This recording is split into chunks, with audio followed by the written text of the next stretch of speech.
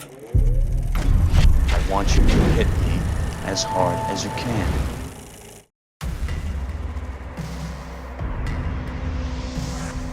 Alright, hey guys, Paul Shire, JoBlo.com.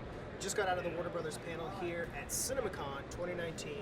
And if you're looking to get your Stephen King horror fix this year, well, Warner Brothers has you covered.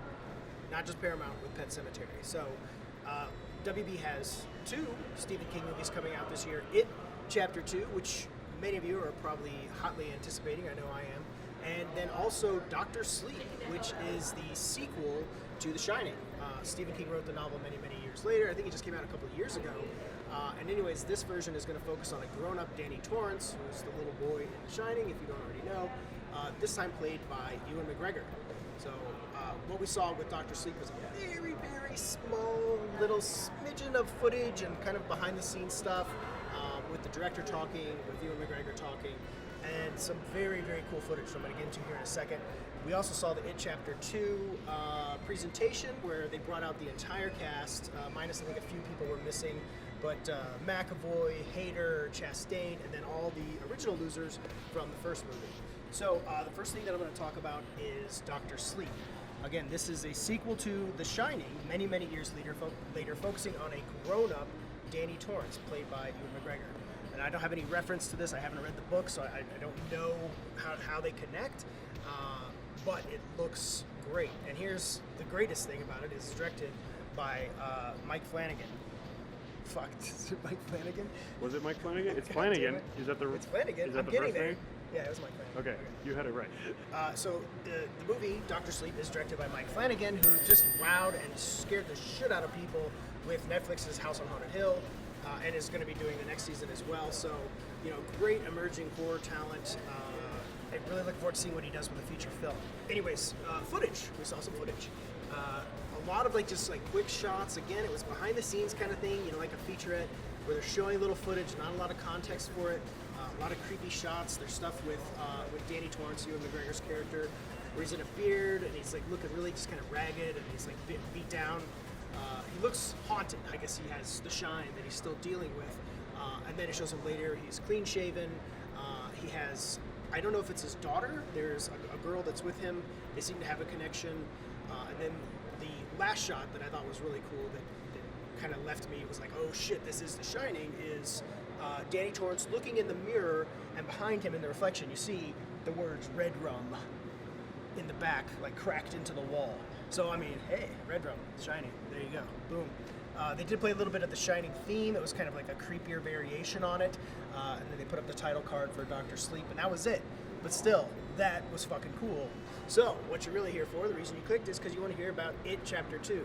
So first and foremost, at CinemaCon on the stage, they brought out the cast, which was really cool to see everybody together.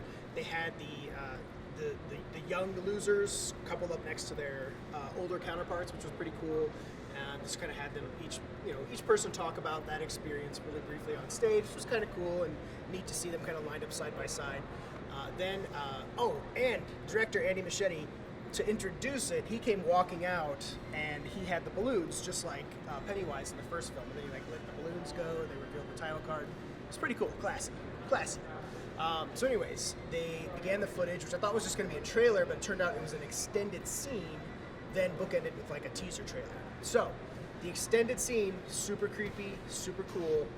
I'm going to spoil it, so I mean, hey, I'm going to explain it to you now, so you can check out if you don't want to know anything. All right, so here it is. So Jessica Chastain as Beverly Marsh, the grown-up version, shows her going back to her apartment where she lived in the first film with her father. So she goes up, she knocks on the door, an old lady answers the door, kind of just like a, lonely old lady. She's like, oh, hey, can I help you? And she's like, oh, I'm Beverly. I used to live here. Lady opens the door. She's like, oh, I'm sorry. I hate to be the one to tell you this, but, your father passed away. Now, obviously, we knew that her father, molested her and abused her when she was younger, so it's already a sore spot, and it's, I guess it's kind of weird that an old lady that's living in her old place is telling her that her dad's dead. So Beverly goes in, and she goes, just kind of very awkwardly, timidly walking into the house, bringing back all those memories, the fresh wounds. It's kind of dimly lit in the house. You already kind of suspect something about the old lady. There's something not quite right about her. Honestly, I was just waiting for her to turn into Pennywise at the drop of a hat, but they aren't going to let you off that easily. So there's some suspicion there that maybe she's normal, but something's gonna happen, right? They show Beverly goes to what used to be her bedroom. She crawls, there's like a little hole in the wall, and she pulls out the postcard that Ben gave her that has the poem and just kind of like brought that back to her. As she's looking at it, you see in the background, kind of out of focus, the old lady standing, just kind of staring at her. And she does like this weird, like, I don't know, kind of like dance move thing, like out of the doorway, and you're just like, what the fuck is she doing? That's creepy. So it's really awkward and strange, but in a great way. Then she's like, oh, come, I'm gonna have some tea. Let me put on some music. I mean, just automatically, Beverly, get the fuck out of there. You don't need anything else. But no, she's like, oh, stay, this nice old lady. So she sits down. The lady puts on a record of like some creepy ass old music that nobody listens to anymore. She's sipping her tea, and the old lady's like kind of talking to her, like, oh, it's so hot. And then like she's like flapping her shirt. You see like fucking fucked up wounds and shit on her chest. I don't know. It's a horror movie. Super creepy. And you're just like, Beverly's like, at that point, she's kind of realizing something's not quite right. And the old lady says something like, you know, it's like, all this heat, it just makes you want to die. And then she just stops and is just staring. And that was the moment I was waiting for Pennywise to come out. But no, again, not that easy. They're working, ratcheting up the scares here. Then there's like a timer that goes off in the background. She says, oh, I was baking some cookies before you showed up. Yeah, sure, lady. And so she disappears. And Beverly stands up. She's like, oh, no, I have to go. She's like, no, I insist. And then, like, the lights in the kitchen go dark. And the old lady is now talking out of the darkness. And you see her kind of peer around the side of a wall. And then she just goes back into it. She's like, are you still your daddy's girl? You know, I was my daddy's girl. And she starts talking about how her father worked in the circus. And as they're saying this, Beverly is looking at pictures on the wall, and she sees a picture of Pennywise, basically the character of Bill Skarsgård, with a little girl looking like Bill Skarsgård looked like kind of like an old man as Pennywise from back in the day. And it's all starting to become clear that this old lady is somehow connected as is Pennywise's daughter. I don't know if that's in the novel. I haven't finished the novel. It's like 1,000 pages, bro. I'm still in the middle. I don't know if that's in the book or not, but I thought it was a really cool layer to add. And then like the old lady's like doing this crazy naked dance. She's totally fucking nude in the kitchen, running back and forth, like doing one of those crazy horror things. And you're just like, what the fuck is going on? This is insane. And then it cuts right from that scene. It just launches right into the teaser trailer, which is, again, not a lot of context, but it does show the losers getting back together as adults, and then flashing back to them as kids. Not a lot of dialogue going on there, a lot of screaming, a lot of red balloons floating around, all the same kind of creepy iconography, that shit that you saw in the last film kind of coming back. Then you hear the Pennywise giggle. You see a little girl. It looked like it was at a baseball game or some kind of sports field. And there's a little girl standing there, and you see Pennywise kind of come out of the darkness. You see his eyes, and just does that whole creepy thing where he just gets up on your face.